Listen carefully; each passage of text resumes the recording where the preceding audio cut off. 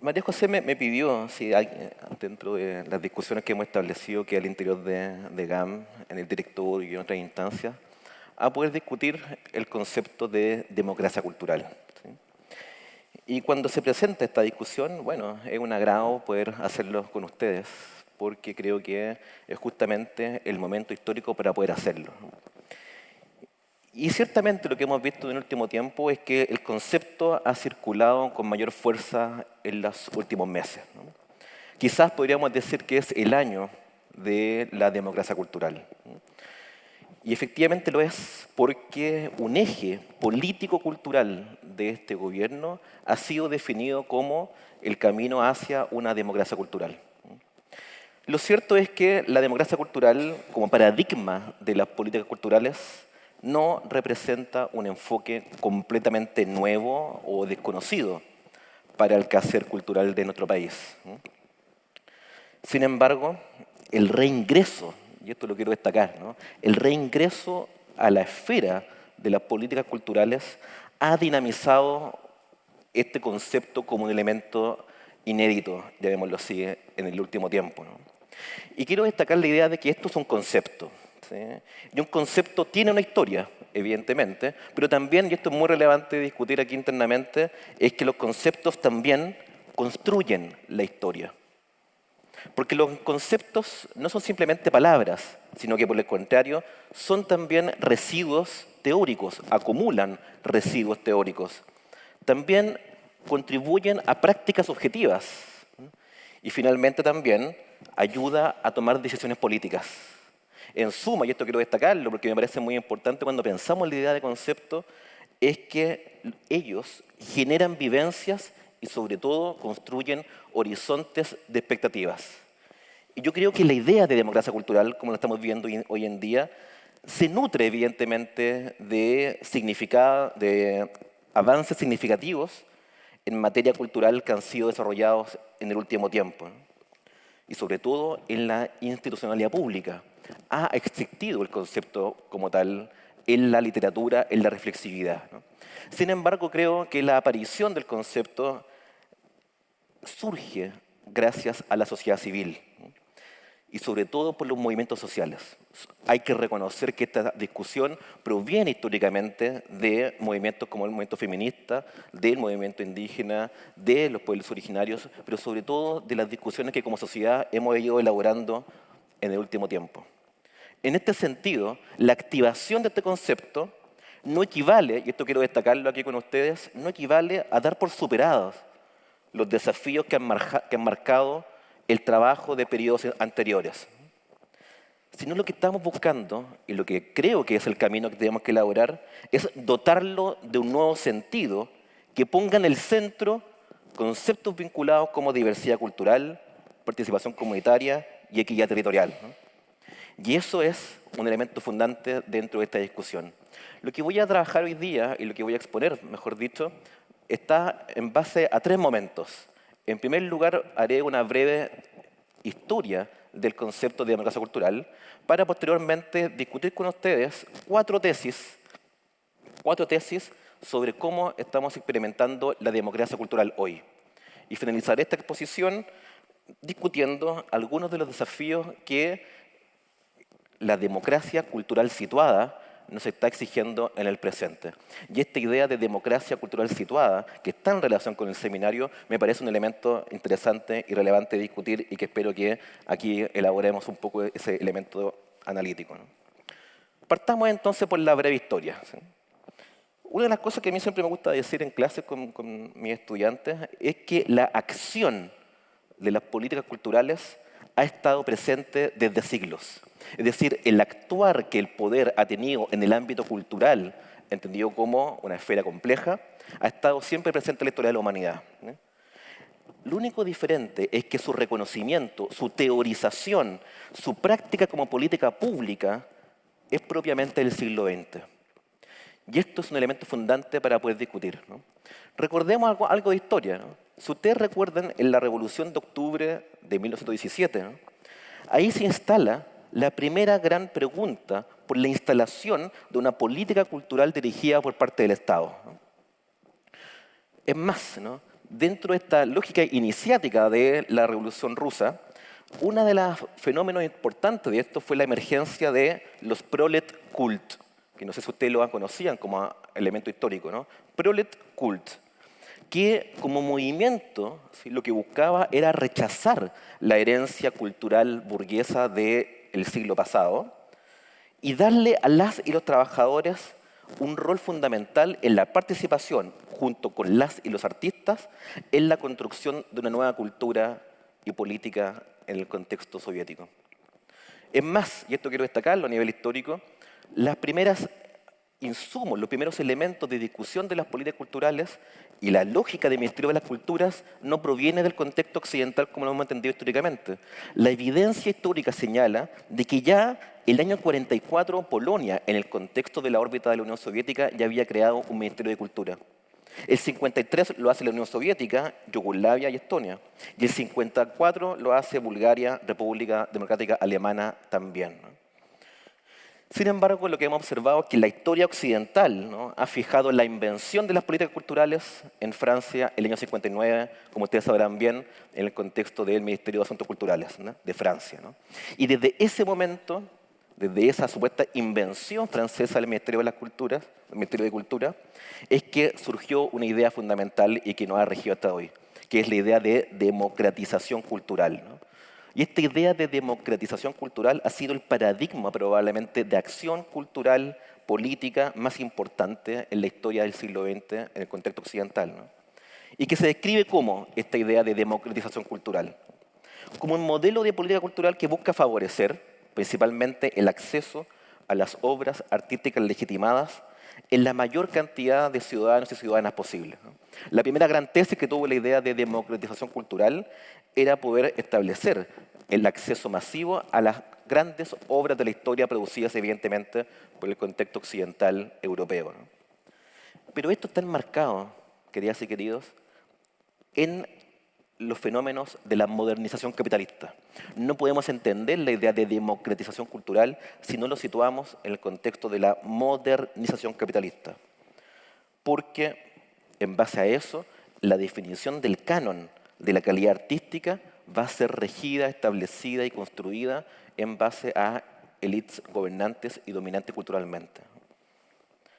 Este paradigma de la democracia cultural, ¿sí?, ha sido cuestionado en las últimas décadas. ¿Por qué?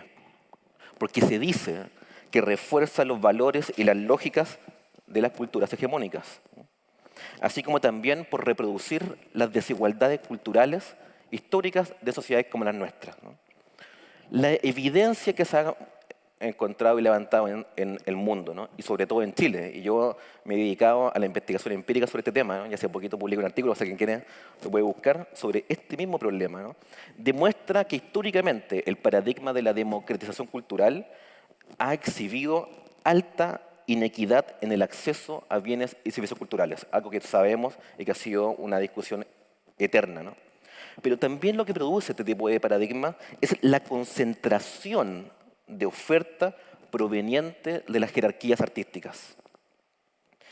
Y esto implica, o ha implicado históricamente, la financiación pública que ha privilegiado la idea de la excelencia por sobre otro elemento anexo a la discusión sobre la producción cultural.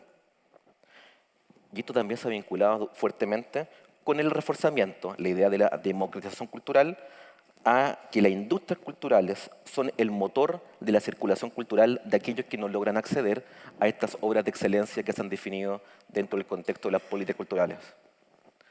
Sin embargo, desde la década del 70 para adelante, marcó un cambio en la mirada de la discusión sobre qué se estaba elaborando al interior de las políticas culturales. Y desde la década del 70 para adelante se elaboró un consenso de la necesidad de reconocer la diversidad cultural como un elemento central. ¿Y por qué surge esta pregunta por defender la diversidad cultural? Porque la evidencia demostraba que la hegemonía cultural, especialmente norteamericana, desde la década del 20 hasta el presente, estaba teniendo problemas en los reconocimientos de las diversidades y diferencias. también empieza a surgir una discusión teórica fundamental que aquí las y los sociólogos, las y los antropólogos y en general la gente que ha investigado la idea de cultura ha demostrado que desde la década, segunda mitad del siglo XX, mejor dicho, discusiones como la de Michel Desartaux, de Bourdieu y de otros autores nos llevaron a poder decirnos tenemos que pensar otra forma de entender la cultura. Y la UNESCO, como ustedes sabrán bien, como un agente reflexivo global, empezó a instalar al interior de los contextos de las políticas culturales y sobre todo exigirlas a los estados, reevaluar su actuar en base a la idea de la democratización cultural. Y de hecho, hace exactamente 40 años, un documento muy importante creado en Mondiacult, el año 82 en México, y que se celebró hace pocos meses nuevamente esta conferencia, discutió en ese contexto, el 82, el concepto de cultura, que es probablemente el concepto que gran parte de nosotros nos formamos, utilizamos, citamos, que la UNESCO ha definido. Y aquello puede ver en evidencia cómo este modelo de discusión fue tan importante para la conversación que hoy día tenemos. ¿Qué fue lo que se produjo entonces con esta discusión teórica? Una propuesta llamada democracia cultural, que comenzó a emerger como un paradigma que buscaba instalar en las políticas culturales una concepción de cultura más amplia, pluralista y abierta a las representaciones del arte y de la cultura popular. Esto implicó el reconocimiento, como ya les decía con la idea de Mondiacult, de ampliar el propio concepto de cultura que hasta entonces había estado restringido a una definición elitista de aquella, ¿no? Si ustedes revisan los documentos de la UNESCO en la década del 60, 70, la discusión sobre el concepto de cultura vinculado a artes está siempre presente. Y eso es un elemento que la evidencia textual así lo demuestra. Pero la definición de democracia cultural que se va a situar es la siguiente, ¿no? Esta actúa desde una perspectiva relativista que asume, y esto es muy importante, la equivalencia de los diferentes sistemas simbólicos. Fíjense que hay esa frase que es muy notable, ¿no? Y la voy a repetir.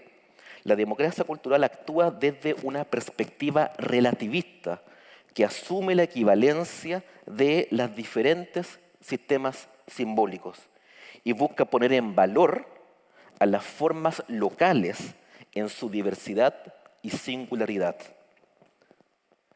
Esa discusión de democracia cultural evidentemente va a coexistir con la idea de la democratización cultural. Ambos paradigmas van a existir en el contexto occidental, ¿no? Y en el caso chileno, evidentemente también fue así, no nos alejamos de aquello, ¿no? Recordemos la Unidad Popular, que experimentó esta tensión entre la idea de democratización con Quimantú, por ejemplo, o el tren de la cultura, que era llevar la cultura con la democracia cultural y el fortalecimiento de proyectos vinculados a la idea de animación sociocultural, que deriva posteriormente en el presente a la gestión cultural territorial y a la cultura viva comunitaria actualmente en uso. Que entre paréntesis, la próxima semana está el seminario de gestión cultural disponible para que ustedes puedan también asistir y encontrarnos ahí, ¿no? ¿Qué es lo que ha ocurrido, sin embargo, ¿no? Es que si bien coexistieron ambos paradigmas, lo que se observó históricamente en un contexto como Chile fue que la dictadura militar reforzó la idea de democratización cultural, situando la idea de alta cultura como un elemento central, pero sobre todo también en los 30 últimos años, la idea de democratización fue reforzada desde las políticas culturales a través de herramientas como Fondart u otros instrumentos, ¿no? ¿Qué es lo que está ocurriendo entonces en el último tiempo? ¿Qué es lo que estamos siendo testigos y testigas en el último tiempo? Y aquí voy a iniciar, queridas y queridos, a zanjar las 4 tesis que me gustaría compartir con ustedes. Y es que la primera gran tesis que quiero desarrollar es que la revuelta social, o el estallido social, como también lo llamó el periodismo, gatilló la necesidad de una sincronización con los paradigmas de política cultural a nivel latinoamericano. Repito la idea, ¿no? La revuelta social gatilló la necesidad, en el contexto situado chileno, de una sincronización con los paradigmas de las políticas culturales a nivel latinoamericano, ¿no? Y es más, entre paréntesis, el proceso constituyente fue un aliciente también de aquello. Como ustedes saben, la historia nos ha contado que en América Latina la tensión entre democratización y democracia cultural ha tenido su propia historia, ¿no? Y es muy distinta al contexto occidental, europeo, francés, etc., ¿no? Tiene una historia propia, una característica propia, una trayectoria propia y una riqueza propia, ¿no? Que compartimos todos los países latinoamericanos, ¿no? Porque en un escenario latinoamericano caracterizado por la alta desigualdad social, por la alta desigualdad económica, además de muchas veces inestabilidad política y también crisis en las institucionales y culturales, ambos paradigmas han operado en un contexto de riqueza profunda de diversidades culturales. Sin embargo, algo que ocurre en América Latina es que ya desde la década del 80 para adelante, y especialmente la década del 90, se empieza a forjar en gran parte de nuestros países la necesidad de establecer en un enfoque y una lógica constitucional la idea de derechos sociales, el fomento a la vida cultural en un registro constitucional, pero sobre todo la idea de reforzar y tematizar la idea de derechos culturales y de sumar además conceptos como plurinacionalidad, etcétera. Gran parte de los países latinoamericanos tiene esta discusión hace varias décadas atrás que nosotros, ¿no? Y la discusión sobre el rol que las políticas culturales tienen en este tipo de debates, podemos decir que en Chile no era tema en las últimas décadas, ¿no? Es más, era visto como algo menor, o como yo lo he dicho en otros lugares, la discusión sobre la gestión cultural comunitaria era el pariente pobre de las políticas culturales. Sin embargo, de aquí viene lo interesante de este fenómeno, es que la revuelta social, más la pandemia, más el proceso constituyente, más la historia de los movimientos sociales que se han vivido en Chile desde al menos el 2006 para adelante, situó a la democracia cultural como una urgencia de discusión política inédita en el contexto nacional. Y lo hicimos en los espacios como los cabildos. Yo que participé como testigo, como cualquier ciudadano como ustedes, como cualquiera que estamos acá, recuerdo, y ha sido reforzado por los estudios y por las sistematizaciones que se han desarrollado, de que la discusión sobre la democracia cultural se aceleró, se instaló y ha sido parte de un léxico que hemos ido desarrollando, ¿no? Porque se instaló en estos momentos, en los últimos meses, las interrogantes acerca de la sustentabilidad del trabajo cultural. En los cabildos se discutió sobre la apropiación y co-construcción cultural por parte de las comunidades. En las sistematizaciones se queda en evidencia que la implementación, reforzamiento y aseguramiento bajo criterios de mínimos de los derechos culturales también fue un elemento fundamental. Hoy en día el Ministerio de las Culturas, ¿sí?, se encuentra recogiendo y siguiendo esta discusión como un elemento que no proviene del Ministerio, sino que es parte de una discusión que proviene de los cabildos y que ha sido parte de una discusión global que se está observando, por ejemplo, en esta tesis que yo le hablaba de la sincronización a través de los puntos de cultura, discusión latinoamericana antiquísima, así como también la agenda del trabajo cultural decente que se establece hoy en día. Entonces, primera tesis, la sincronización con otros paradigmas también es un elemento que me parece relevante. Segunda tesis, entonces se estaría gestando una transferencia o un paso de la democratización cultural a la democracia cultural.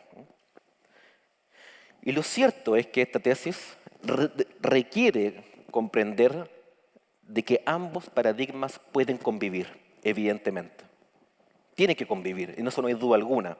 Sin embargo, ha existido un desequilibrio histórico. Ha existido un desequilibrio histórico que debe ser compensado, creo yo, con un énfasis político-cultural en favor de la democracia cultural. Y aquí hago respuesta a ciertos tweets que me llegaron con la idea de que si tienen que convivir.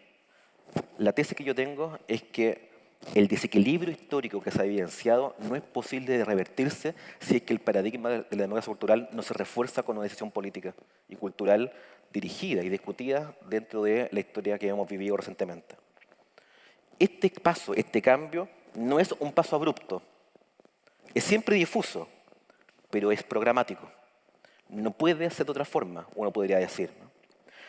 Porque sabemos, y como lo dijo la subsecretaria ayer en su presentación, de que los cambios de paradigma no son fáciles, tampoco son precisos, tampoco son inmediatos, por el contrario, son lentos.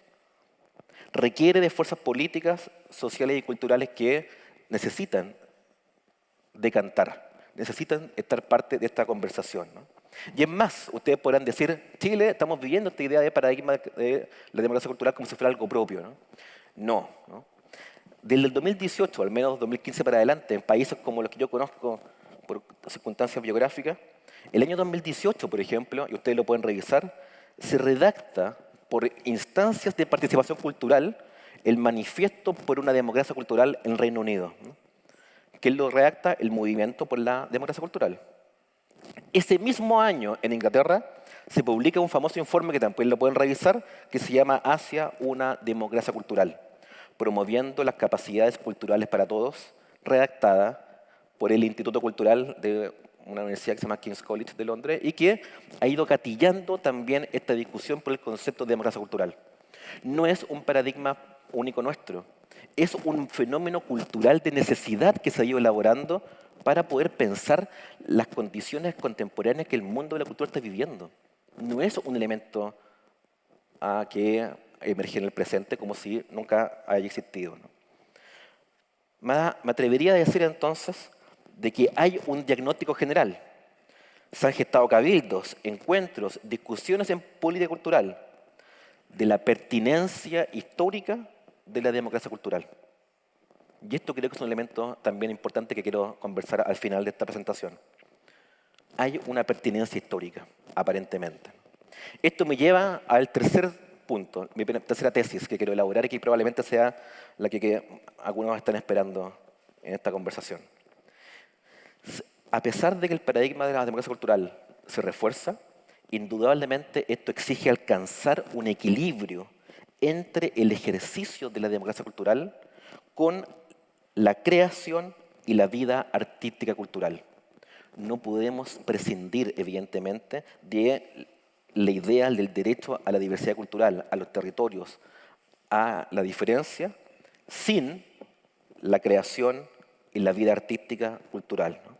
Y probablemente este ha sido el punto más, entre comillas, conflictivo que se ha ido elaborando en los últimos meses. ¿Por qué? Porque la democracia cultural, queridas y queridos, implica repensar los estándares de calidad artística. ¡Pum! Primera gran polémica, ¿no?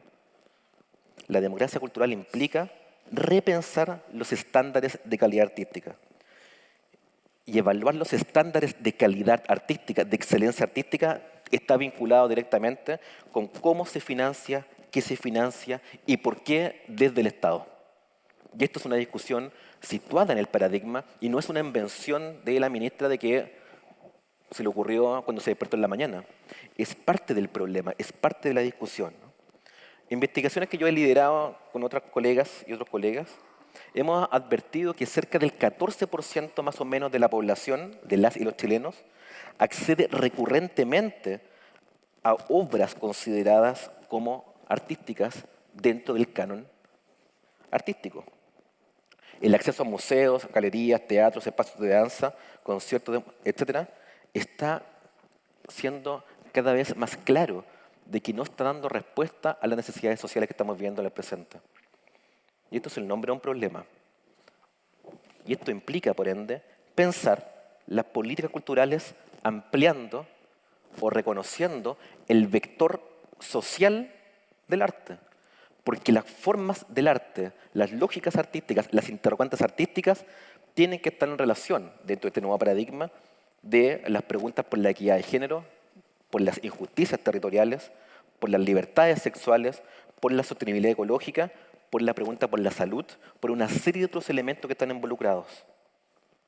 Porque la democracia cultural desafía las jerarquías culturales establecidas, desafía las jerarquías culturales establecidas, las autoridades históricas de lo que es y lo que no es, los consensos aparentes, las legitimaciones que han surgido históricamente bajo lo que hemos considerado como forma artística correcta.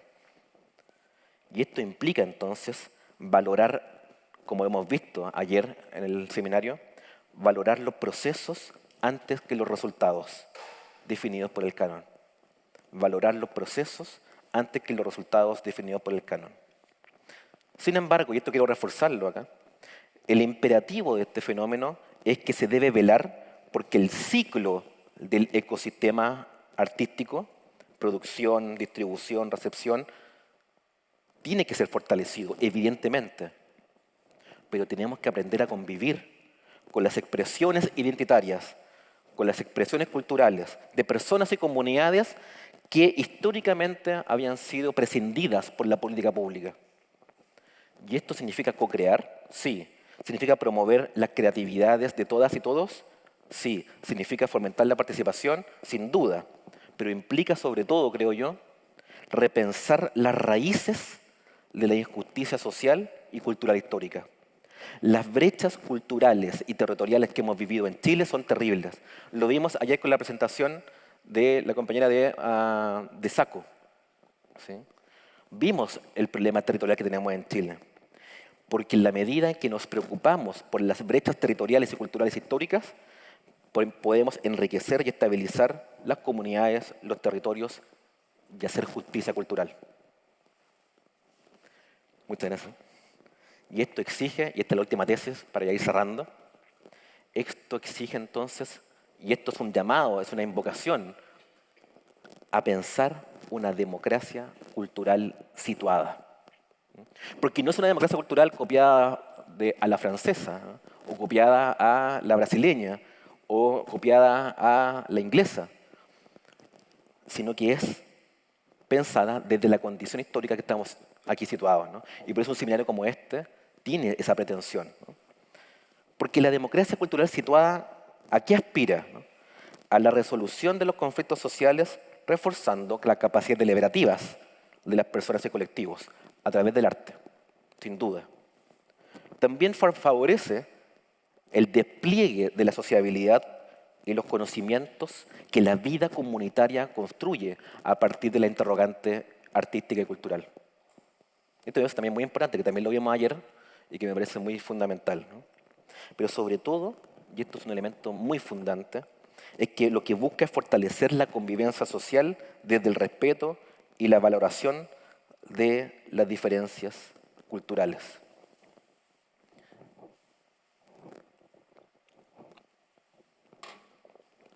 Pero esto implica pensar los desafíos, ¿no? Y esto creo que es una interrogante precisa, ¿no? ¿Cómo pensar? ¿Cómo usar? ¿Cómo habitar? ¿Cómo situarnos en los espacios históricamente pensados para reforzar la democratización cultural? Es más, ¿no? Al institucionalizar la democracia cultural, le quitamos el potencial político y o de resistencia de los territorios. Es más, uno puede preguntarse, dentro de una lectura crítica de este paradigma, ¿no?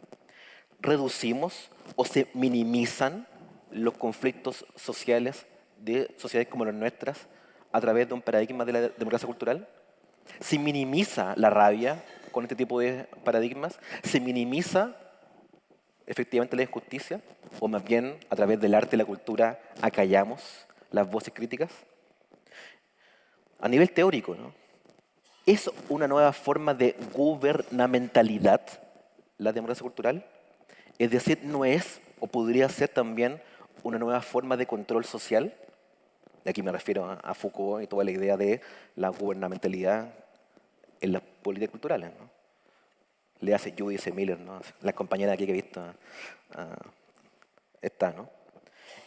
¿Cómo podemos pensar, y la evidencia sí lo demuestra, la democracia cultural en contextos digitales y globales? ¿No?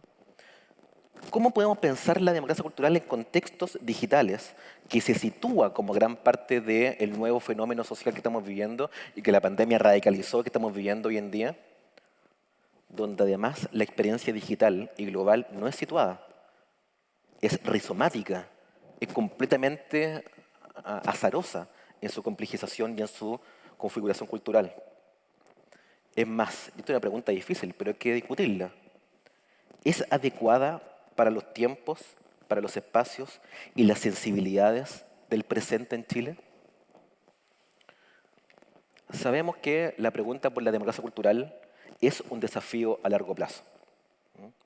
Es, como inicié esta conversación, como concepto, es efectivamente un horizonte de sentido, es un horizonte que construye expectativas, pero es, y así lo quiero pensar, una nueva interrogante político-cultural inédita dentro de los contextos de discusión de las políticas culturales, ¿no?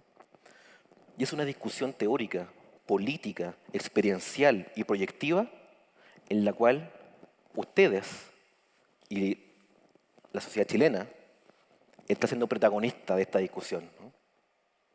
Pero esto, sin embargo, es el nombre de un problema, que cómo se resuelve a través de la conversación que ya teníamos en un seminario como este, de hoy y de ayer. Muchas gracias.